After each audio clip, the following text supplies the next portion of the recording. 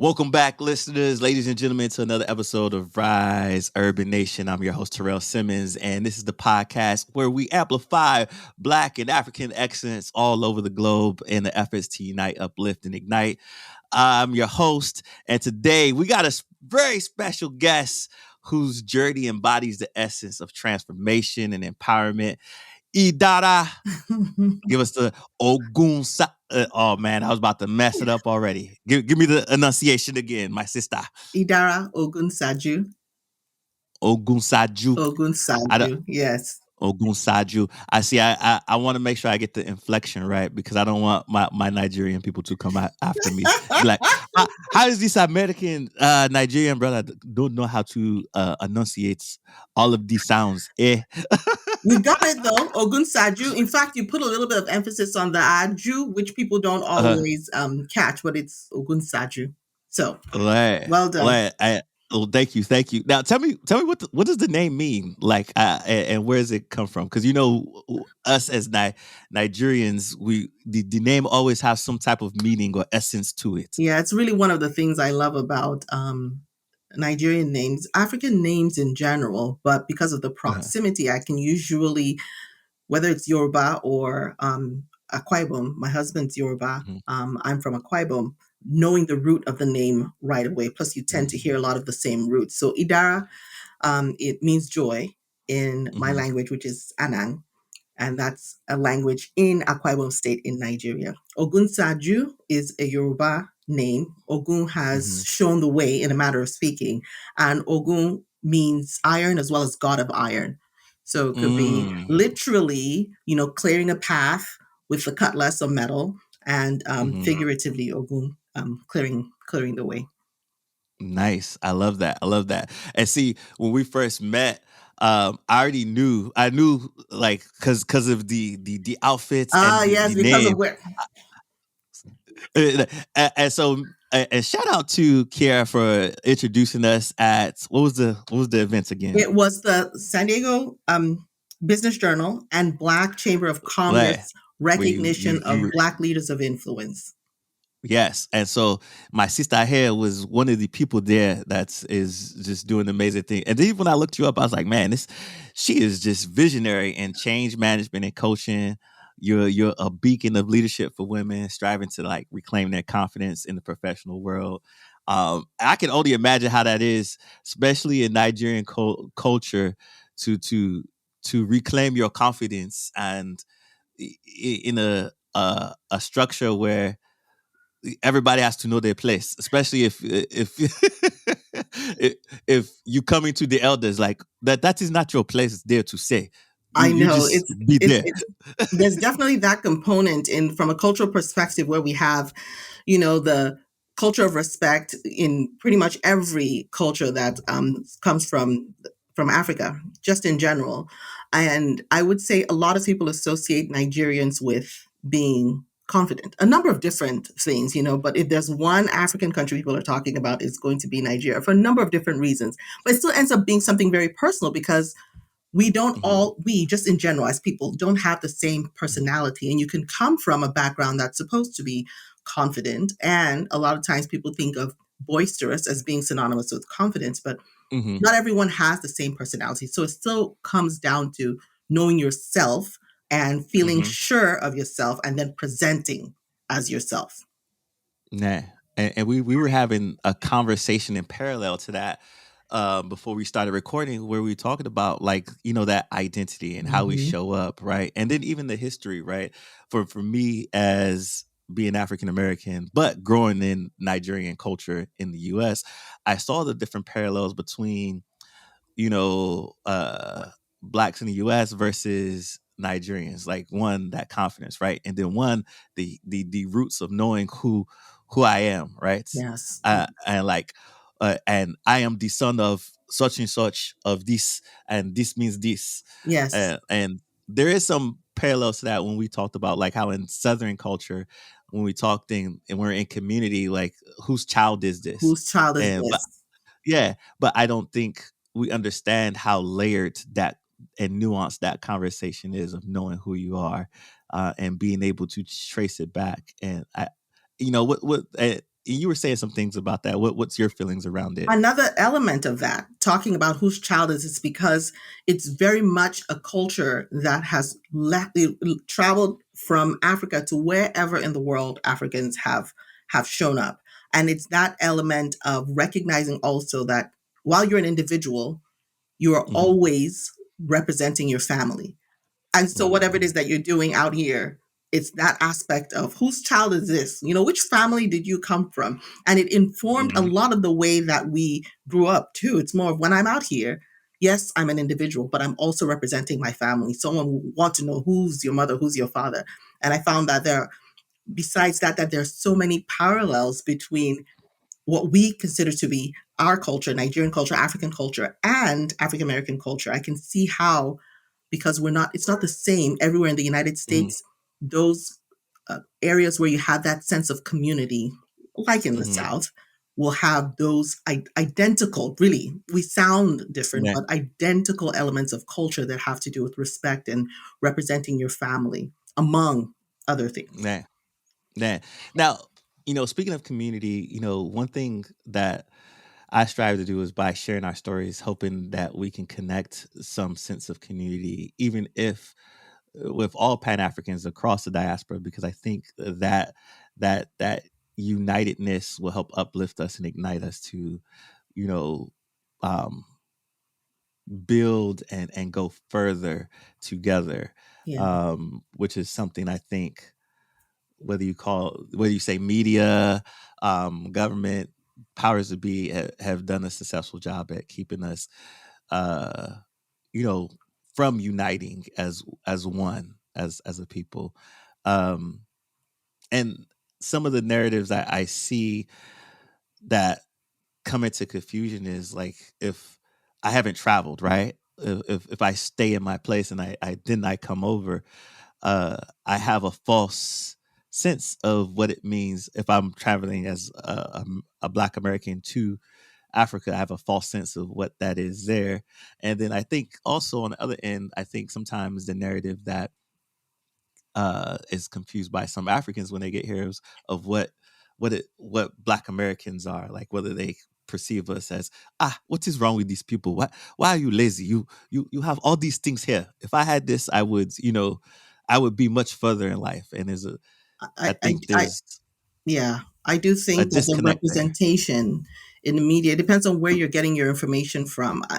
One of the advantages of social media, Trell, is that you have many more perspectives than would have Hmm. been the case before. It used to be for the longest that we were all getting our information from the same place, which has its Hmm. advantages. But then, if it's being misrepresented, then you're also getting a very narrow or maybe an inaccurate representation, like you were saying. So, if Hmm. all of them seeing on movies or in the news when I'm watching from my home in southeast Nigeria are negative stereotypes, even if I know Hmm. one person, I'm still going to have that association. And much the same way, if I'm based in Los Angeles and all I see of representations of this, Nigeria or anywhere else in the world are, if it's a very narrow and or negative image, then that becomes the association.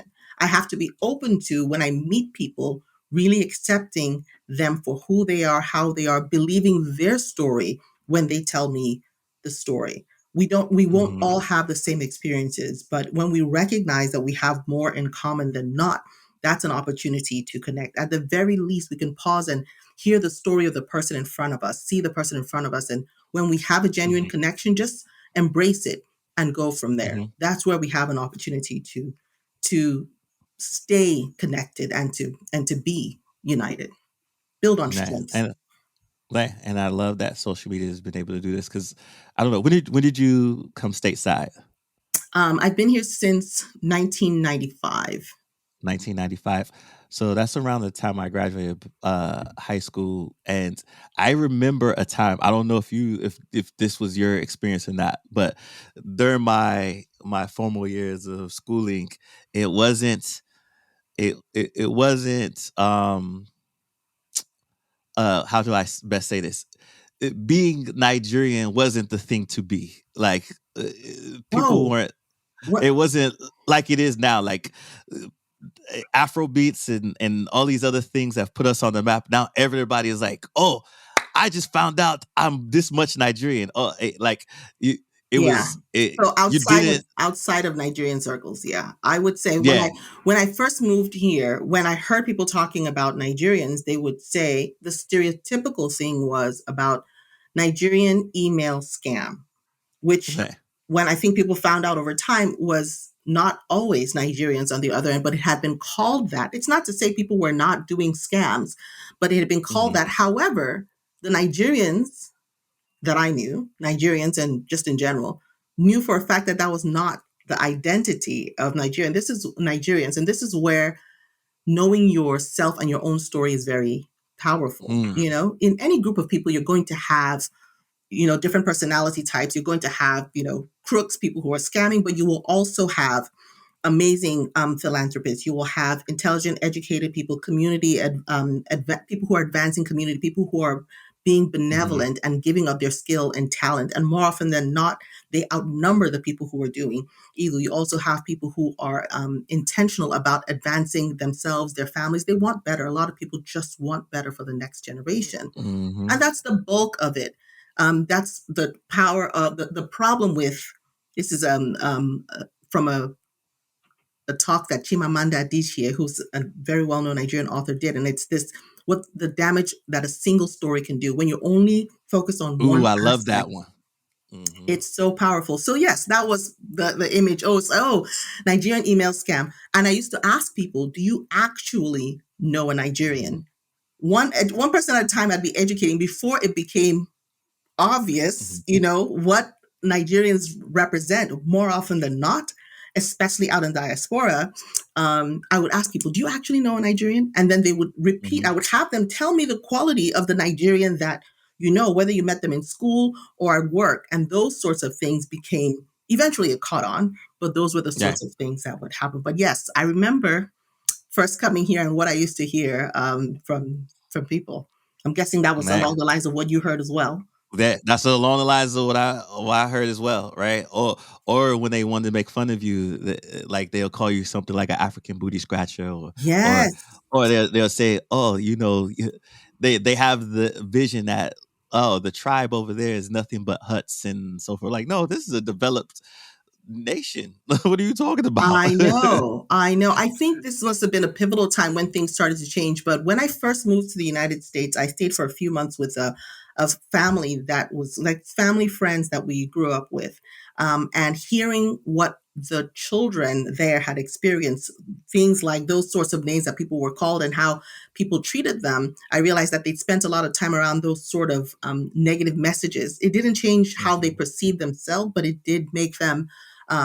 It shaped the beginning of their American experience because they Mhm. might think that they're looking at someone who might be able to relate to them, but based on the impression that the African Americans, the people of African descent, the impression that they had and what they were Mhm. saying to the kids, you know, African booty scratcher was probably the number one, which when you think about it, Mhm. probably shouldn't be offensive, but it's really when you are aware of what's the intention behind it. Even if Mhm. the phrase itself doesn't make sense, you know, okay, this person intends to hurt me, to embarrass me, to disrespect me, and that's the effect that it has. But when we pause and get to know ourselves really and truly, we have a completely different experience. We see where we have Damn. things in common. You know, it's like the moms are saying the same things, the uncles, the aunties, you know, Mhm. how non-blood relatives are cousins and all of these other things that we all have in common. So I'm glad that things have shifted away from that direction and Yeah. it's a different story now across the Mhm. board. Yeah, across the board, and I think that's the power of storytelling, the power of a single story, and you have a powerful story too, and I want to get into some of that story because I'm curious and interested to know how this young lady comes here and builds power within herself and starts a whole leadership journey and company focusing on promoting women in leadership and rebuilding the workplace with confidence. So tell me, like, tell me the journey of that story, and can you walk us through your journey and what Yes. inspired this focus? Absolutely.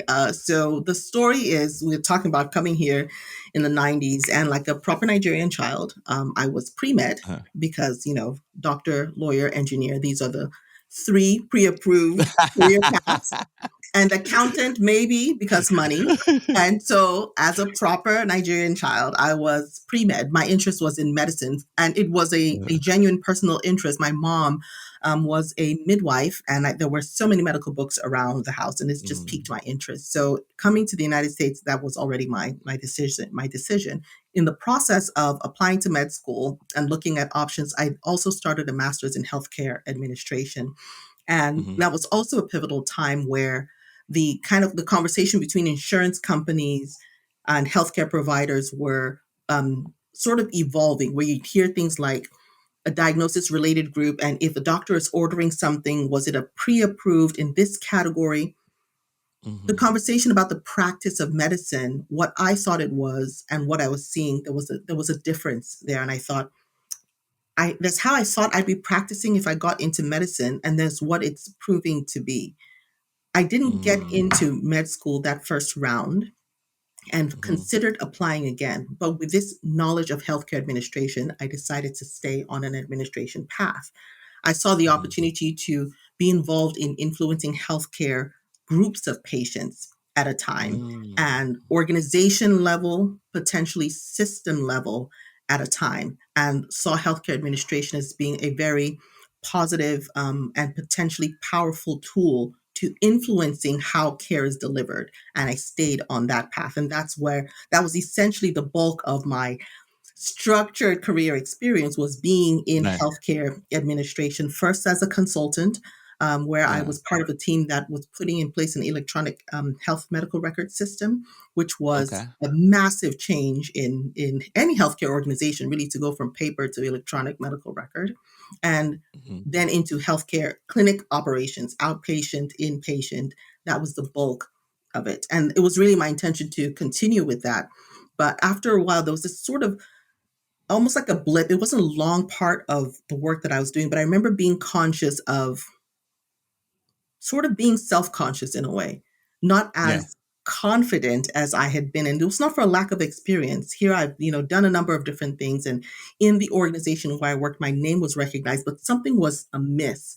And in mhm, that time, I found myself not feeling as confident as I typically would. And I thought, if this can happen mhm, to me, I'm sure yeah, it's happening to other people. So I'm going to figure it out, be intentional about strategies to get back to where I was. I'll write it down, and at some point I'm going to tell the story. So initially it was creating the awareness. I thought, if I have this conversation, if I just say it, that mhm, this has been my experience, it's going to help someone because they'll know they're not alone. But then it continued to mm, evolve to, let's go beyond just talking about the story to sharing specific strategies. Here's how you might be impacted, and you can do something mhm, about it. Because being able to move, being able to take action in itself builds confidence. mm, So that was the foundational component, that even though it was my intention to stay in healthcare, in or within an organization, over right, time that story kind of kept building, and I thought, let me step out and give this a shot. Let me take a step right, out and focus on rebuilding confidence in women in the workplace. And that's how the Antorge Group was born. And you're right, interested in like, origins. yeah, Antorge go ahead, give me the origin.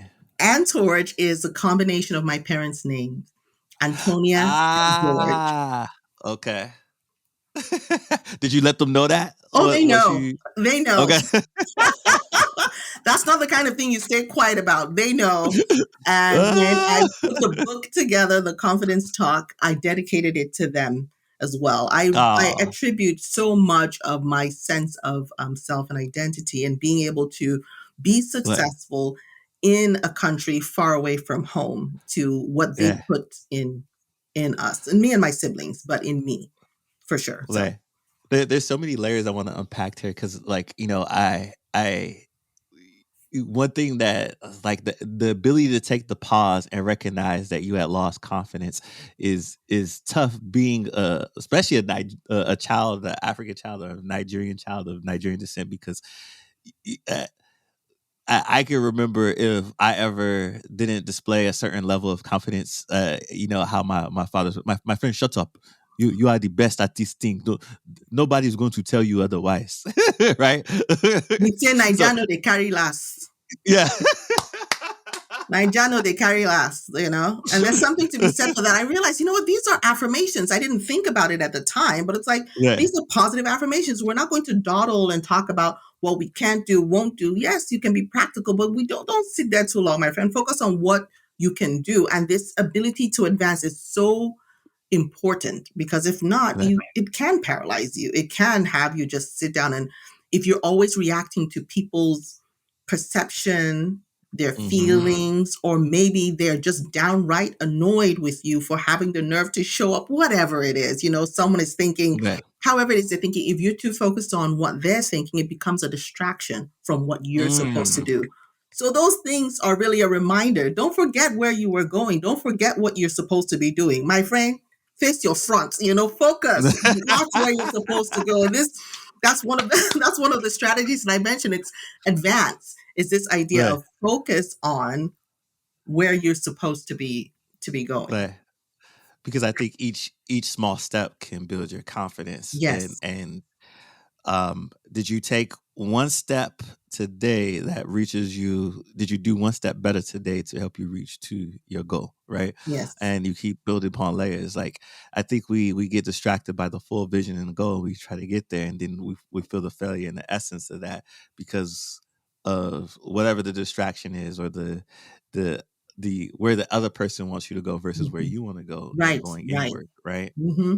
which Yes. is kind of which is the other testimony of, because you are raised with this strong background. My friend, you are going to be a lawyer, a doctor, or engineer.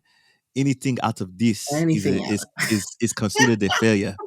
So what is this thing that you want to build? You this LLC, Oh my my friend. I did goodness. not. I what is this thing? Well, no, starting a business is not a problem. So accounting and business, if you're going to make money Right, at something, okay, this is not a problem. However, I would say that parents recognize that historically, being in your right, traditional work structure has been more reliable. So if you're going to start a business, you want to make sure that you have a plan that's going to very quickly make it profitable. But right. starting businesses, oh, absolutely, that's 100% consistent. The business and accounting, it's just that recognition that there can be challenges along with starting your own Hmm. business. I'd say that's where any parent would come out with any concern if you're launching.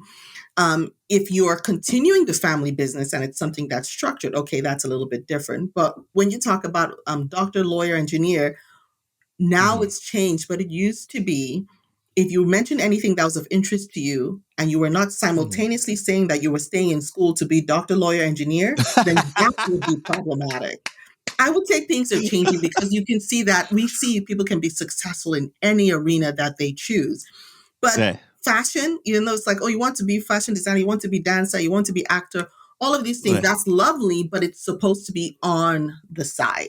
Like so Yeah. many other things, it's changing. But that's how it was when we were growing up. It's doctor, lawyer, Uh-huh. engineer, Right, accounting slash business, I guess, if you were going to make right, money. And then everything else you can have on the side, but it's not supposed right. to be the main career. But you talk about Afro beats, look how different that is today. Hmm. That. Yes. Now, I'm also amazed that you were able to do this in the healthcare system, a system that has some, systemic and structural racism embedded in it. I mean, if you look at data today, the birth mortality rates for Black women Hmm. in the healthcare system, right? How high that is compared to white women. Yeah.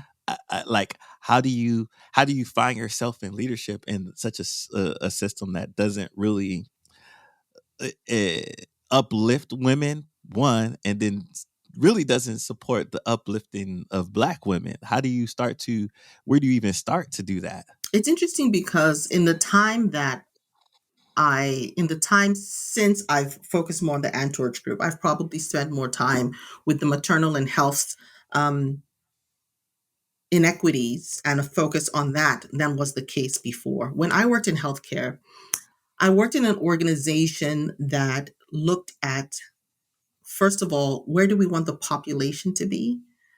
Mm-hmm. And how do we want to address disparities? And Mm-hmm. that is commendable. It's not the norm, it's not always the case. And even then, it doesn't protect every patient from the reality that bias is a human condition. And so, Mm-hmm. while it may not be intentional, if you do not put systemic steps in place to avoid it, you will absolutely negatively impact Black Mm-hmm. women and truly any patient that your employees and physicians cannot relate to as a Mm-hmm. patient. That's the Yeah. reality.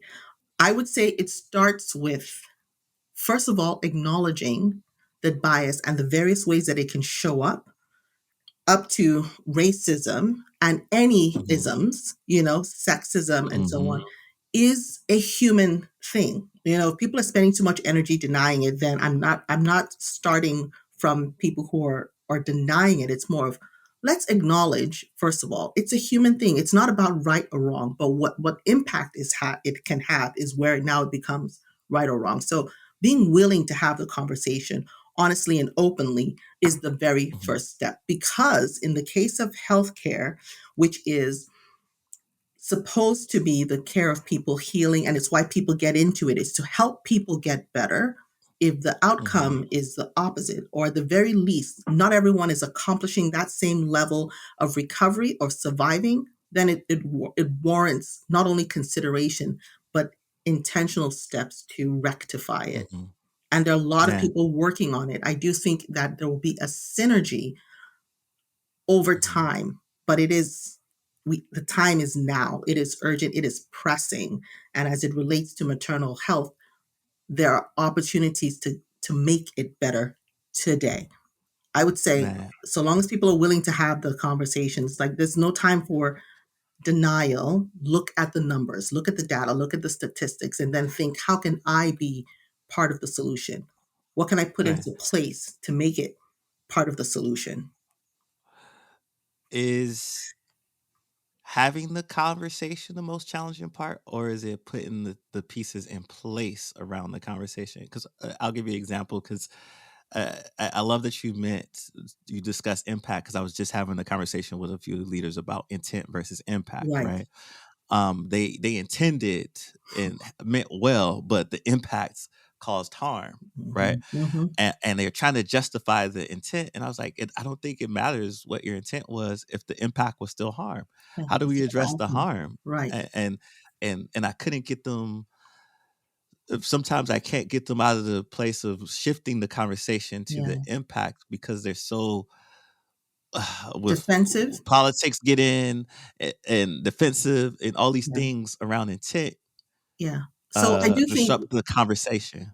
I still think the conversation is a starting point. A conversation has the potential to inform people, educate people, highlight the potential partners that you have. It will also shed light on people who are not potential partners. The conversation itself is not the solution. And recognizing that we're talking about something very human, we do have to put structures like be as systemic and systematic in responding Hmm. to a problem, because it's 100% a human thing. It's not like it's an algorithm. If this, then this. What people think influences how quickly they respond. There have been studies that demonstrate this. So the conversation kind of lets us know where we all are, but you do have to put systems in place, and people who are living it Hmm. perhaps kind of follow your patients through and say, okay, here's some place where something can happen, where something different can be done to make sure that we're moving towards a positive outcome. There's so many people in healthcare who work in this sort of systemic way. It's something that we Hmm. can find. Whatever's the problem, if we can measure it, we can address it. Yeah. If we can measure it, we can fix it. So once we have a number that we associate, how do we move that number? There are a lot of people who think systematically that way. The main thing is in having the conversation, let's tease out the people who are willing to work on improving the measure Mm. and focus on those people. Yeah, I love that. So I'm curious, navigating throughout, a 20-year career in healthcare to now lending your own consulting practice. I'm pretty sure that's come with a set of challenges, probably too many to name, but could you share a pivotal challenge you faced and how you overcame it? One of the main things that I wasn't expecting. So business challenges, I sort of anticipated. How am I going to what funding and what capital am I starting with? How am I going to make sure that I have a certain amount of revenue? What are the things that generate revenue? What are the things that take away revenue? I knew, having been in leadership for a while, I was not going to try to do Mhm, it all on my own. So as soon as I identified a need, I knew to either delegate or outsource it. Those sorts of challenges I anticipated. What I was not immediately prepared for was working by myself most of the time to start, and mm, what impact that would have. And I can draw from that parallels to how people might feel, even though they're part of a team, when they're working remotely. People love working remotely. Love not having to drive into the workplace, but there's a risk of isolation. And so mhm, one of the things I realized was I very much love being around people and I can make that happen. But in the context of work, until I was in partnership with someone else, a lot of this I was doing on my own. So that's probably more so an entrepreneur challenge and not so much mhm, a business owner challenge. And one of the things that helped with that was I partnered with a very good friend of mine who had also started her own business. She had been in business mhm. for, I'd say, maybe a couple of years before I started. And we still have till this day our sort of co-working hours where we work Nice. together. We're not in the same business. She's in financial advising, but we worked together. And over Mhm, time, I also started to connect in person with people in the community. So we have co-working. One of my friends calls it study hall, but yeah. arranging time to spend with people so that the people component of it was addressed. That was something that I not anticipated, but in resolving it, I've ended up maintaining regular contact with people, and that's helped to address it.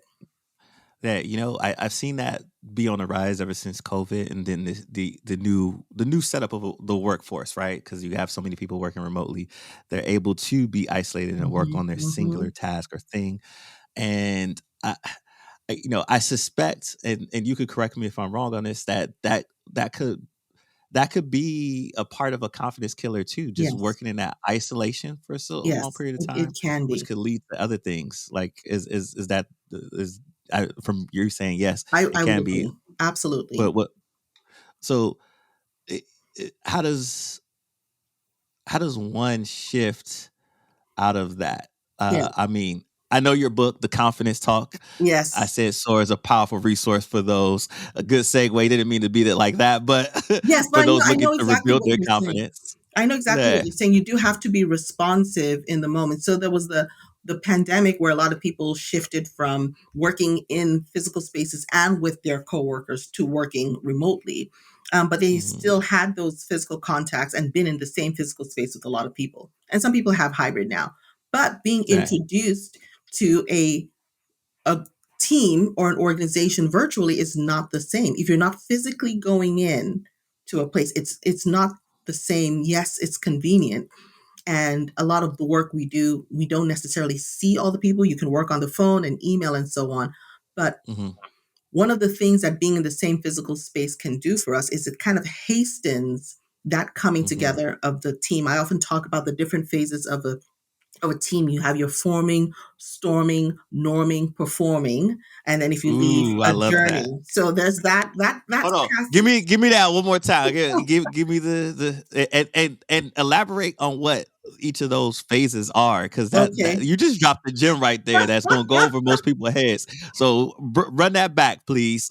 So this is the different phases of a team. You have your forming phase where people are just now coming together. This is who we have in the room. Then your storming is where we're now kind of settling into what our roles actually mean. And storming it's called storming. It's characterized with some what might feel like division, maybe some conflict, but people are getting to know themselves.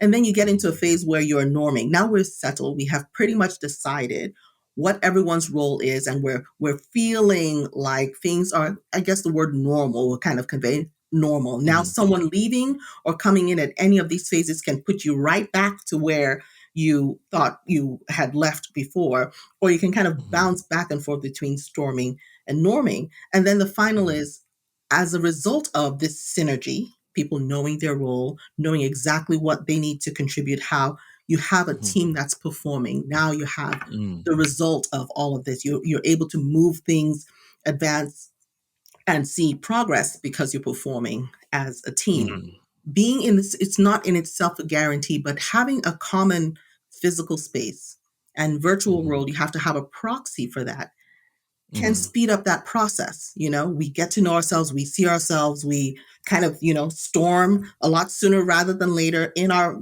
conference rooms, in our spaces. We settle on, okay, this is what this person's role is, and we kind of fall into that. When you're virtual, it can make that Mm-hmm. process a lot longer. And so Yeah. just recognizing that teams go through their cycles, identifying what does it mean for my team to make sure that this new person who has come on board is very clear on what their role is, who they can reach Mm-hmm. out to, and we can arrange those connections virtually until we, kind of get a sense of norming is so Yeah. important with onboarding people. That sense of feeling like a part of a whole is important. Yes, you're working as an individual contributor, or even if you're a leader and you have people who are reporting to you, identifying the things that virtually will advance the team to that place Yeah. of performing. Like, It's I important. love that. I love that. Now, is that nugget in your book too? Is that No, can not I go read about?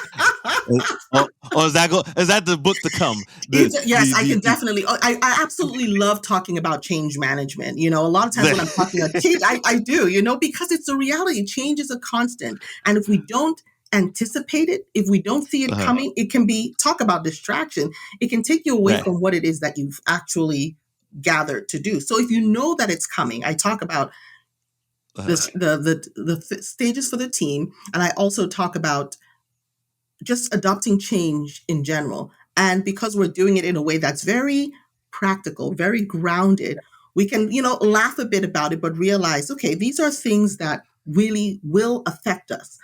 Let's plan for it, or at the very least, let's recognize it so that when it comes up, we know that this is something that we need to address. So it's not in the book, right. but when I write a book about change leadership, Uh, I will be sure to include the phases of a team. well, as you said, anticipate. I anticipate in the second book I will see this, and I'll Don't be read about it. surprised. Don't be surprised. But this one, the forming, warming, storming, performing, is Tuckman's stages of the development of a Man, team.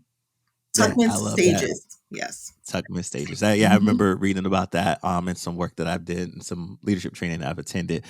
But let's dive into your current book, The Confidence Talk. Hmm. I Said Soar, which is a powerful resource for those looking to rebuild their confidence. What inspired you to write this book, and can you share a couple of key strategies from it? It was, yeah, born of personal experience.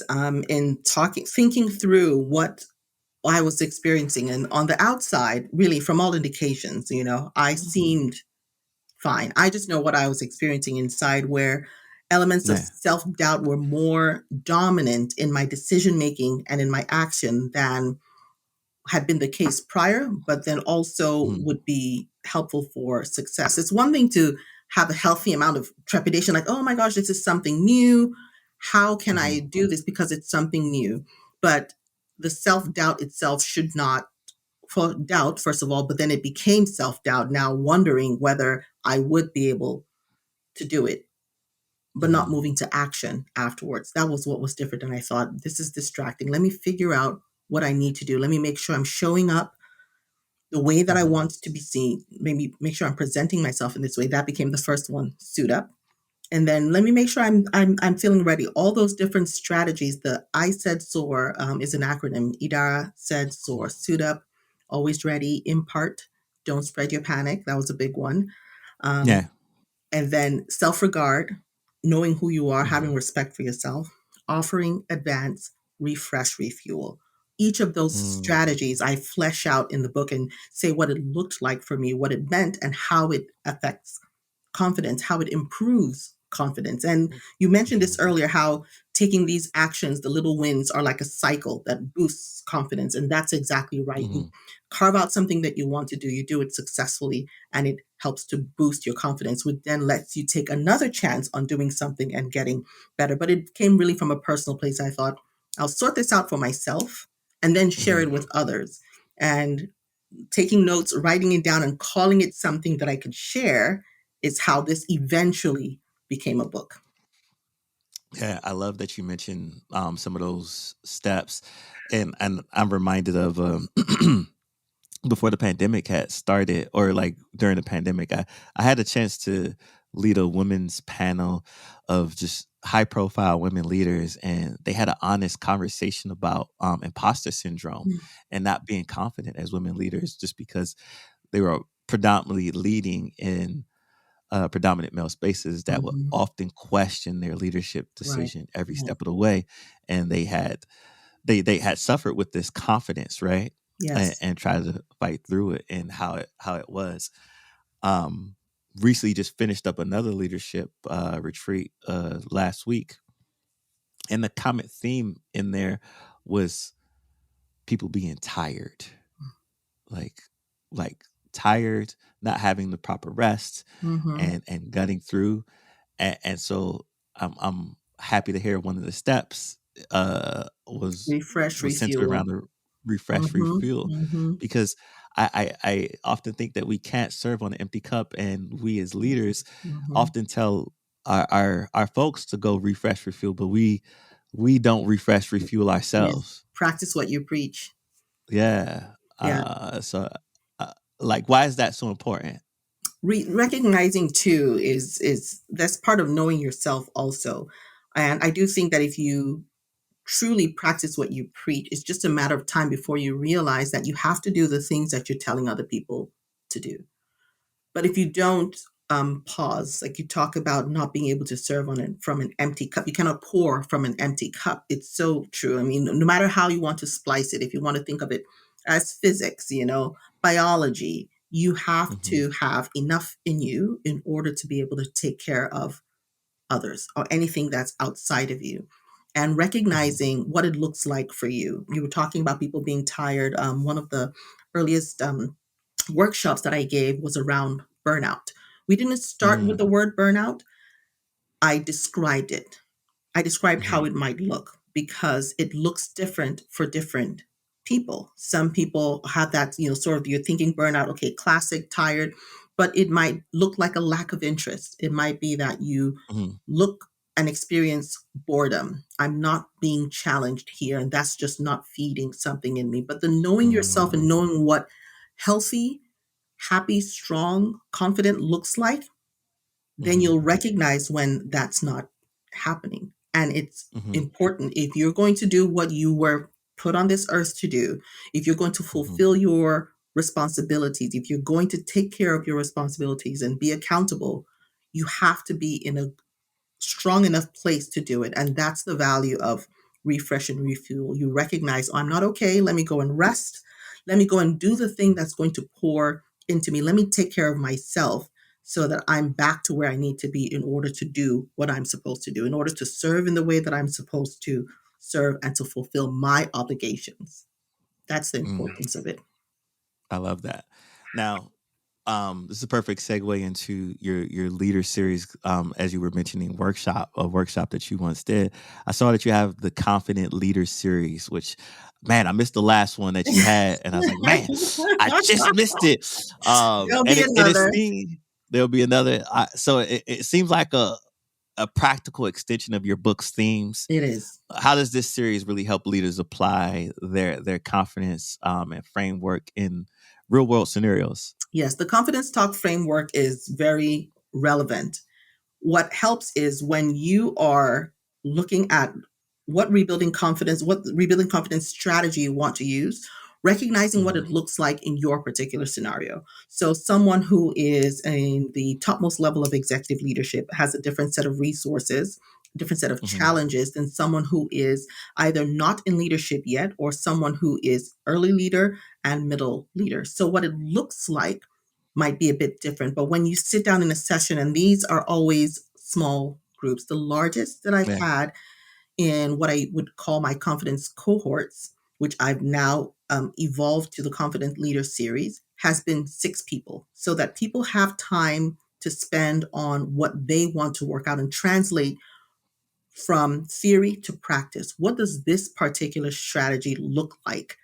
Where do I have an opportunity to apply this more in the work that I'm doing so that I can Hmm. truly bolster my confidence? And so it's a direct parallel. I've also done this as a retreat where a relatively small group of women spend the day Hmm. together and we're going through the strategies and the confidence talk, but in a setting that in itself lends itself to the refresh and refuel model. But going through each Hmm. of these and thinking through, what does this look like for me? Where is this affecting me in work now so that it does not feel like the imposter syndrome, so that I'm not internalizing all the doubt around me and acting from that place as opposed to acting from a place of what I can do, what I know that Hmm. I've even done. Sometimes it's what you've done in the past, but the impact of things around you might Yeah. be demoralizing. Yeah. So it's a I direct love. parallel. What does suit up look like for me? What does it mean to be prepared here? Who do I need to connect with in order to show the quality of the work that I'm doing and make sure I have partners? It's a direct correlation. It's Yeah. translating it for the individual. Nah, and I like how you're staying consistent with having that person look forward and always taking the step forward and not getting distracted in the way that you frame that. So I love that. Now, I mean, I'm loving all this. You're especially your advocacy for like maternal and child health and Yes. women in leadership. Yes.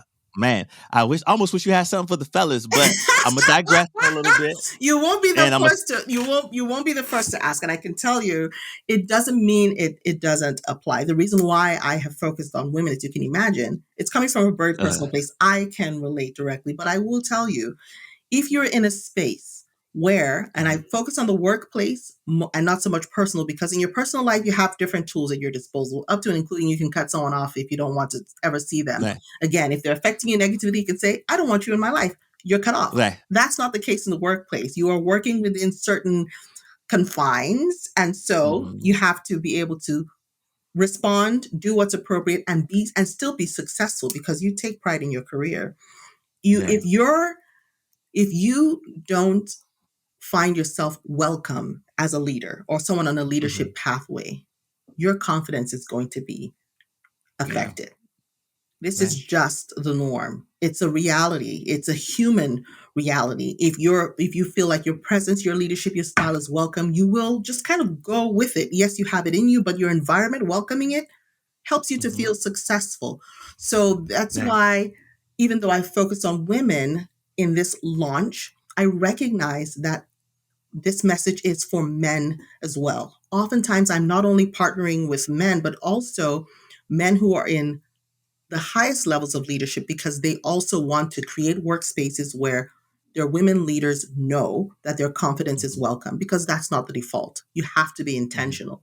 The way that people present will be different depending on their background. So it's not like the Yeah. fellas are forgotten. It's not like the fellas are out. But it was important to me to start with women because the number of Right. women, when you look at the front line, in even in industries like healthcare and education, then you have to look at the numbers to say, are the people in the topmost levels of leadership proportionate to the people who are coming in the front line? And if that's not the Mhm. case, what's happening between? But it's not a women only conversation. Men have to be in the conversation as well. Yeah. Because I find myself as a black man in a leadership role, trying to be more aware of the role I play in when we're in community or in meetings and how I'm showing up Yeah. for my sister to the left and my sister to the right. Mm-hmm. And um, when she says something that's passionate to her and she shows up as her authentic self and that to make sure that I'm allowing space for that to happen and her voice is being heard and she's being seen Mm-hmm. because it could quickly turn into like if Bob says it, it's okay, but if Idara says it's oh she's being difficult again, here she goes again, Oh, right? it's taken out of Um, context. Yeah. Yeah, or taken out of context. Like, no, no, she's just saying it passionately in her Hmm. authentic way. He's saying it passionately in his authentic. They're saying the same thing, but how can we listen to him and uh her voice is irrelevant, right? Yeah, that's such an important point that you've made, Terrell, and I think that that was always the case. However, um, I- speaking from a perspective that is more retrospective, I realized that was Mhm, probably always happening around me where people were reacting differently depending on whose voice was in the room. Like you're talking about being able to take a step back and see how people are responding to one person versus the other. And if I was the quote unquote other, I did not see myself as other. And so I was more reacting in the room like, okay, just making it because it seems like we're about to blow over that point and then repeating it. It's like just speaking up and saying it right in that moment. But I think over time, what mhm, happens is people see that time and time again and talking about tiredness, they get exhausted. It's like, I don't want to have to say two or three times before you hear me. I'm just going to be quiet. But then we lose the voice in the room. So you're right. It is mhm, important when you're in that room and you see that to also speak up in the moment and to bridge the communication gap. Or it may not have been your intention to override, what Jane was mhm, saying right now. But let me just make sure we don't lose that moment. This is Jane, you can correct me if I'm wrong, but this is what I heard you say. That way we have a way of keeping the conversation where it needs to be, not losing out on Jane's voice, but also giving people an opportunity to see what we do when we gather in a room, that we are mhm. human. We respond differently Yeah, to different people. yeah, absolutely.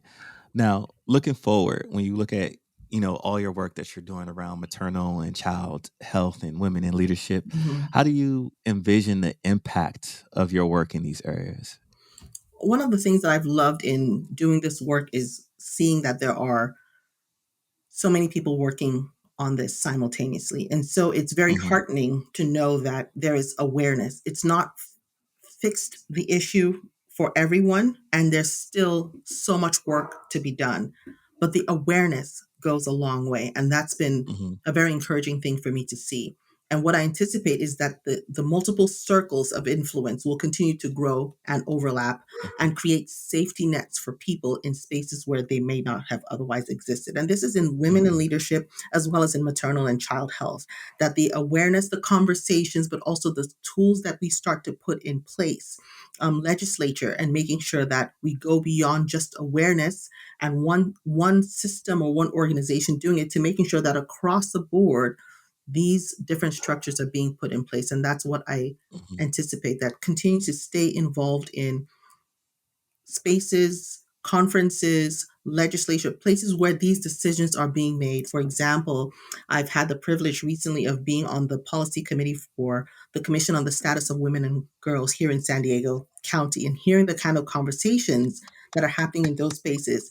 And then, more importantly, the actions that are being taken to focus on the status of women and girls in the county is very powerful. So it's this what I would recommend to anyone, really. You feel strongly about something that needs to be done, an injustice, think of it in terms of what you can do. Maybe you're on the receiving end of some sort of injustice, but you have energy towards something else.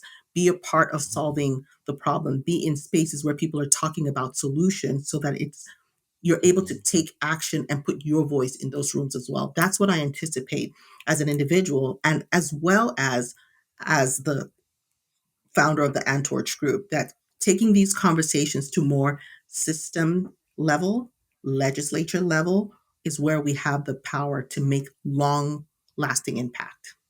Yes, I believe so. And I would also add to, because I'm also a part of that group as well, seeing how we can unite amongst these different nonprofits and groups. Um, we're not in competition with each other. How do we be in cooperation, Right, collaboration right, with each other to right. thread and build and strengthen? Absolutely. That goes for the same way individuals are affected by what ends up being sort of a sense of scarcity. We call it Hmm. scarcity mindset. You're afraid that there's not enough. The same thing happens with organizations, that it seems like while Hmm. we're all working towards a good cause, that there's not enough. And that can create competition where there's an Hmm. opportunity for collaboration. I've started to see collaboration between different nonprofits, and that's very powerful. It's more of, here's what I can do, there's what you can do. What if we do this aspect of it together? Mm-hmm. Absolutely, Yep. you're spot on with that one. Yeah, Love I'm that. curious. So you're talking about these different conversations, and it sounds like you have opportunities to talk with a number of different leaders and in a number of different spaces, nonprofit and otherwise. And I still want to know, which we kind of touched on briefly, how you got into having these conversations when you put together Mm, the notion of a podcast and creating a space for having these conversations. What was the driving force behind that for mm. you? Yes, I love that. And we did say I was going to talk about that at the top. I'm just curious. I'm just so curious. I so, didn't want to lose the opportunity to hear. It's great. my journey was um go back probably like I want to say 10 years ago. Had the opportunity of working at the San Diego Workforce Partnership, and we did workforce development programs, and so I worked on looking at federal, state, county dollars to build different programs to get people back to work, to middle wage jobs. Mm-hmm. One program that I worked on particular that kind of put me on the map was Connect the Careers program. Hmm. And this was supposed to be a summer program at the time the city gave money for, the mayor's office gave money for, to get summer jobs for youth. Mm-hmm. We did so well, got youth jobs, and working with different corporations and the HR departments to Nice. get that established, that in 3 years we turned that from a $500,000 summer program to a $3 million year-round program that had different tenets to it, including the Opportunity Youth program, which was getting opportunity youth who disconnected from, whether it be they got pregnant or they got into mental health issues, gang violence, whatever. They got disconnected from school, Mm-hmm. and they whatever issues, and getting them into these middle wage job type of things. Then worked on other projects, getting veterans, refugees, you name it, into these different programs. Um, when I was doing the Opportunity Youth program, I would often build these pipelines to get them into these apprenticeships, internships, jobs that would change their lives. Mm-hmm. And a lot of these youth had a hard time um, seeing themselves in these jobs because they didn't see anybody that looked like them or heard of anybody that looked like them ever being Mm-hmm. successful in any of these jobs. And so I realized from that point forward that they can't be what they can't see, which strummed me starting this podcast, because when COVID hit, I wasn't out there speaking, bringing people into the spaces. And so, of all the people that I met doing amazing things. And so I wanted to build that. As I started the podcast, it was about simply that. And as I starting to partner with people from Pan Africans around the world, it became more than just that, because it became about us uniting and connecting together to see, how do we Mm-hmm. build connect, how do we get Mm-hmm. past our disagreements and Yeah. our our uh dysfunction or distraction from each other, uh as a global Pan African and Black and African society, and build that we build in a way that uplifts us and unites us and ignites all of these amazing things that we've created in our Mm-hmm. silos or in Right. Right. organizations that have Yeah. been stolen from us, Mm-hmm. to support the uplifting of us, so that not only we see ourselves in each other, but our kids can see it and start to build in that, from that framework. And so that's how this podcast was Thanks. started, from the vision of sharing our stories to empower and see us in a different light, That's especially our youth. awesome. That's awesome. That's very powerful. Hearing also the story of just taking what you observed in the work that you're doing, like with the Opportunity Youth Program, and building on that. Representation does matter. You know, It does. yes, you can kind of pull on your own personal experience and motivation, but to see yourself in someone who is successful is so powerful. It's such a strong message that you don't even need words at that point. You see it and you're thinking, oh, I can be that. Someone like me has already done that. It's so powerful. Yes. Yeah. and Representation it's really does become matter. a layered experience at the time, because I started with one initiative and it turned into something else. And then somebody else was telling me the other day, like, you were literally recording Black history in the making now. This is like, who else is capturing all our stories and all of the things that we're creating to tell to the future generation? Nobody. Isn't it interesting how you can be doing something and you have your why, and then someone comes along and just sheds a completely different light on it that you hadn't even seen? That's incredible. Man. And then that's when I knew, I was like, oh, this is bigger than I thought it was. And so I was like, all right, how do I then make sure this keeps going and weave upon it? Because it's now Mhm. now other people see these other things, and Yeah. now I'm starting to see it's like, oh, okay, it is that. Okay, now how do we make sure we sustain that? Absolutely. And you're talking about just Pan Africa, wherever in the world people are. What's the farthest place someone has been while you were having a conversation with them? And there's something very powerful about community. I very much believe right in the uh, corner where you are, that there's something to be said for building locally, because you can, very quickly go from virtual to real, from theoretical to tangible. But mhm. as you've mentioned Pan Africa a couple of times, like African diaspora is world over. What's the His farthest? world, right? Like, I, the biggest shock to me is one time when I saw an algorithm pop up that I had some listeners in Japan, and I was like, are they Japanese listeners, or are they African So listeners in cool. Japan? Like, what in the world? Like, I expected to see Ghana, Nigeria, Yeah, yeah, uh, yeah. France, uh, so some people in Canada. I even saw some folks in Germany. I didn't realize there was a big Nigerian diaspora or Black diaspora in Germany as well. Nigerians are Uh, everywhere. yeah, we everywhere. And I was Everywhere. like, but when I'm looking at my podcasts, outliers in these different places, like, it's often that was the biggest shocker, right? Seeing Japan on there. But the other ones, I was like, oh, okay. I kind of knew there was some of us here or there. But how many of us are there is kind of the other biggest liar. Like, when I saw the Germany numbers, I was like, man, there's a lot being That's downloaded very in Germany cool. right now. Like, there, like, how many of us are there? That's really cool. And I love the point that was made to you about recording Black history. You don't always, this is the beauty of doing what you are moved to do, following through when you feel passionate about something. It starts where it starts, but you don't really know where else it's going to go.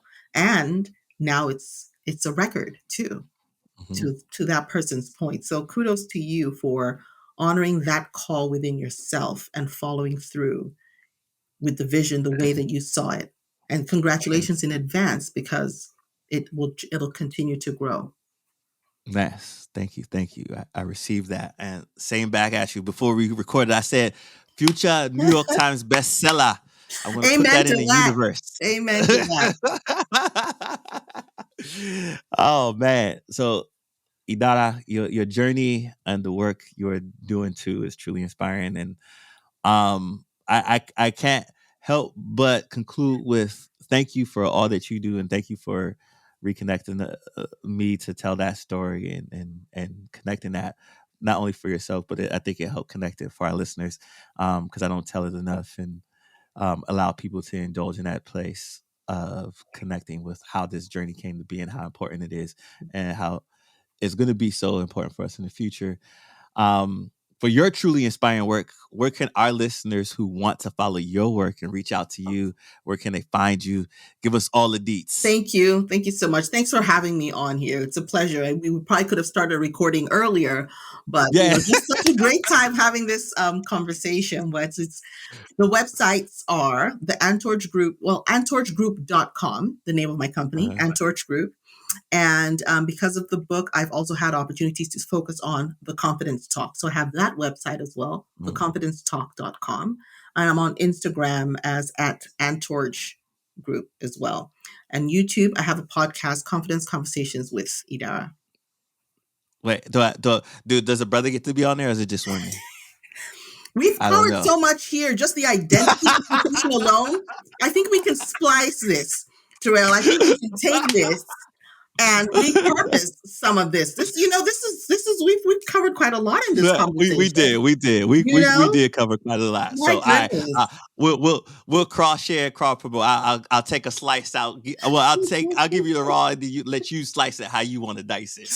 Well, this has been great, and I kind of got back into the habit of saying Terrell, but as you know, it's been Kunle all along. Yes, Because it's like once you said Ade Kunle, that was the connection for me but is to call you Kunle from that but point forward. and for our listeners, that when we first met, like because this radiance woman with the outfits, I already knew that I was about, because usually, like you said, like before we started recording, how most of these events is usually black tie events, but the fact that we are now showing up with the color and all of us, we recognize, and I knew that was my sister, and I had to let her know. I was like, where are you from? I was Right, like, right. let me give you my Nigerian I name. Let me know skip the that American name. was fun. Adekunle. That was fun. And I love it. It never gets old. You just never Look, know where you're going to make that connection. And so Kiara's introduction, I think you said the name is Adekunle. I was like, where does that fit in? That was a fun conversation and a fun introduction. because people always get, I was like, wait, how did you go from there to there? It's like, all right, long story. Long Long story story short. short, you have to get that short version in because people are going to be curious about it. But it was a Yeah. fun interaction. It was a great event. First of all, having that as the focus of the event, Black leaders of influence. And then I did get to meet you and a few other Uh, cool people, or to connect with some cool people that event. So I'm so uh, glad that I was there and that you were there too. Man, I'm grateful for it too, and we're going to continue to grow together. So, thank you again, my sister, for joining us today and sharing your My invaluable pleasure. insights.